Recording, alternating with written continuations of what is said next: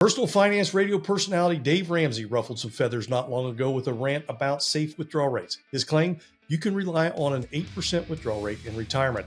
Is this dangerous advice, or are nerdy financial advisors like us stealing your hope for retirement? We dig into this next.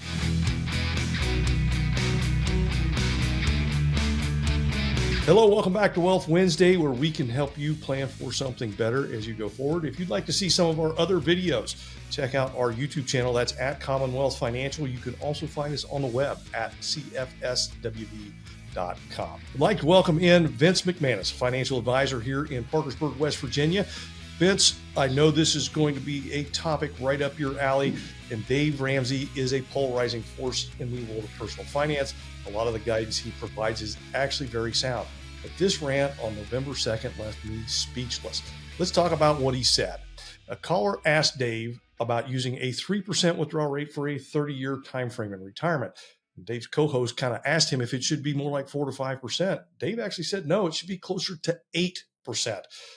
Long-term returns on the S&P 500 are close to 12 and historical inflation of 4%, he said. And if you're using, quote, good mutual funds and getting 12% per year, you need to leave 4% in there for inflation raises. And he's comfortable using 8%, or if you want to be a little conservative, 7%.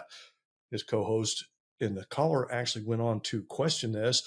And Dave said something to this standpoint of, these financial nerds that live in their mother's basements are stealing hope from people out there everywhere. So Vince, something in your wheelhouse. I've lived this in real time. Stunned by this. What do you think? A lot of agreement for me there. I'd also add, I'm pretty sure that the co-host is actually his daughter, which is kind of crazy. Talk about putting her in a weird situation. But I was a lawyer in a past life, and I think she's trying to help him out here because I think he's potentially opened himself up to some exposure in some ways because it's flat out ridiculous, frankly. One, he's assuming linear returns. And guess what? Investing would be very, very easy if we could assume a 12% linear return. And the only person I could think of that assumed that were people that invested with Bernie Madoff. And we know how that ended up. It's just not realistic.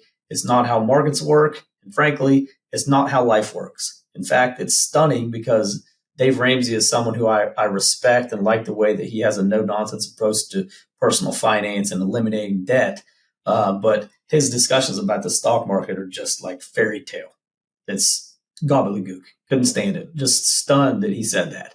And even if we assume that you could get 12% in a straight line every single year, predictably, that's not even a reliable number. The longer term stock market returns have been closer to 10% per year. So getting consistently 12% per year is a stretch. And he's not even dealing with the effects of taxes and things like that. There's just so much variability in terms of like what an investor could actually keep, even if they somehow could average 12% per year over a 30 to 40 year period. That's just very unlikely. And the most importantly, in my view, is it really ignores the human element. I'm a big believer in the phrase that good investing can be relatively simple, but it can never be easy. And that's all because of the human element.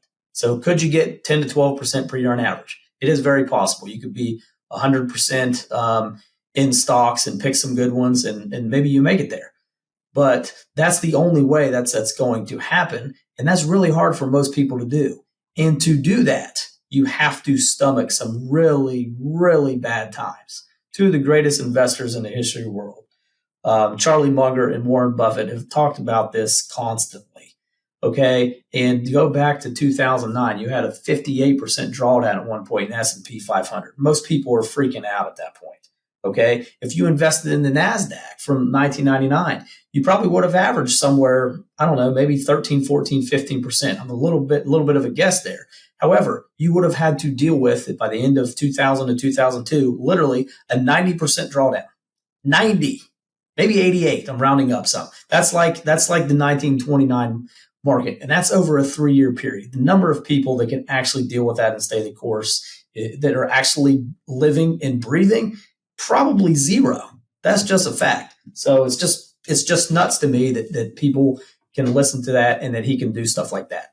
So I lived this real time early in my career. I started in 1996, and at that time, the stock market was on an absolute tear. The first 4 years I was an advisor, stocks were up 20% minimum each of those 4 years. And then 2000 happened, that dot-com bubble busted, and then it continued into 2001, 2002. And at that time, we were talking about a 6% safe withdrawal rate, and that was not even close.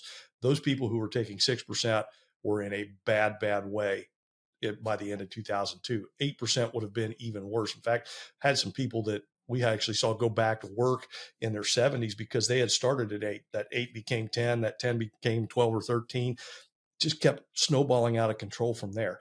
Vince, there's another problem in this thought process, and using history is the map for the future. We all do this to an extent, but at the same time, it's very possible that the returns that we're going to see going forward for stocks could be much lower. Yeah, Neil. I mean, if we think about the last, basically since the Great Recession, so since March 2009, we've had one of the greatest market runs in history. Okay, for returns. So what some of the big asset managers are forecasting for the next decade for U.S. stocks is, typically a little bit lower. It's a concept called mean reversion.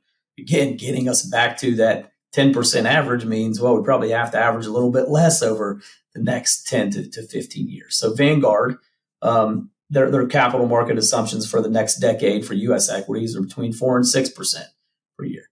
BlackRock estimates roughly 5. JP Morgan's the most optimistic, and I'm a big optimist, so even if we go with them, they're saying 7. Again, if we add bonds, which most people need to do to deal with the volatility that I was referencing before, that helps with the ride, the smoothness of the ride, but it's going to force you to give up some on return. Again, a big thing I talk about with clients, we want to be owners, not loaners. That's how you get paid, right? But there's more risk there in terms of volatility. So if you're adding bonds, Vanguard's 4.5 to 5.8%, BlackRock 4.5 to 5.3, and JP Morgan's all the way down at 5.1. Okay, so while those aren't necessarily predictions, and again, I don't pay attention to stuff like that in terms of like how I'm setting agendas and working through clients, because again, there's some guesses there, but their guesses are based on historical averages. So it's a very reasonable assumption that going forward, maybe our returns could be a little bit less, and we always build that into our plans and what our expectations are, because the last thing we want is what Neil referenced a bit ago. And it's like, I don't want people going back to work in their 70s. My goal is to get clients through their life with the least amount of money anxiety possible. And sometimes that means telling them things they don't want to hear so that later on I know that we're good. And that's where you're looking at this 8% withdrawal rate. And, I could probably get more clients, and maybe some people could come in and say they heard it from Dave Ramsey, and another advisor could agree with them. But I'm never going to do that because it's a joke. It's, in my opinion, it's a flat out lie. I still can't believe that he said it. So the fact that he's saying that in a public sphere with a number of people that actually listen to him for advice is just really, really upsetting to me. Yeah. And even when Dave was pushed to lower his future return expectations to even say 10%, he was still pushing that 6% withdrawal rate, which, as I talked about, we saw fail firsthand. Dave called that 4% rule hope stealing, making people think they will never have enough to retire. Vince, final words on this. It's the nerdiness exhibited by academics and financial advisors. Are we really stealing hope, or is this being so oversimplified that he's creating a false promise, a false hope for people that becomes a dangerous situation when they do get to retirement? Yeah, he's a charlatan and a fraud when it comes to investment advice. I'm not going to mince any words there. The 4% rule isn't hope stealing because that doesn't have any. The 4% rule isn't hope stealing because that doesn't have anything to do with saving. There are different phases of your life that we talk about all the time in this industry. You have your accumulation phase. Okay, that's where you're trying to get your return, and then you have your distribution phase, which is when you're retired, and usually most people back off their risk a little bit and live off what they have. The idea that is hope stealing is just ridiculous. The exact type of people that Dave Ramsey makes fun of or tries to tell them to straighten up when he's talking about, eliminating credit card debt and personal finance. I don't know why he is so against having some of these same conversations when it comes to the investing aspect and the retirement aspect. It's just asinine to me that he completely has a different personality on those two aspects of personal finance, because I think he's someone that can really do a lot of good in this world, and the way that he does with helping people get out of debt, if he would just kind of leave the investing up to people that really pay attention to it, him stay in his lane. Yeah. Well, Vince, thank you so much for your input today. We appreciate that. And if you have questions about what retirement might look like and you would like to speak to a financial advisor near you, reach out to us. You can find us at cfswv.com. Thanks for watching. Have a great week, everyone.